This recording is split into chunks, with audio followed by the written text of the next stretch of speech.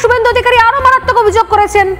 তিনি অভিযোগ করেছেন শুধুমাত্র এই বরাত টরাত দেওয়া নয়, তার থেকে মারাত্মক অভিযোগ যে পদ্ধতিতে বিভিন্ন জায়গাতে বিভিন্ন জেলা শাসক বিডিওকে এবং বিডিও বিভিন্ন লোকাল মিষ্টির দোকানে যে কন্ট্রাক্টগুলো দিচ্ছে সেখান থেকে তৈরি হচ্ছে, সেখানেও নাকি ভণ্ডামি স্পষ্ট হচ্ছে।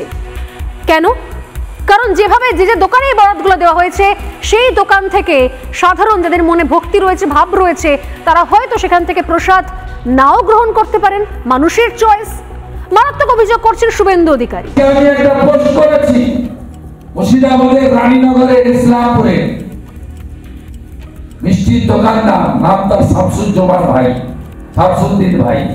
তিনি বলছেন আমার মিষ্টি দোকানে হালাল মিষ্টি তৈরি করা হয়, আমি গজা পেড়া দিয়ে মমতার প্যাকেট তৈরি করি।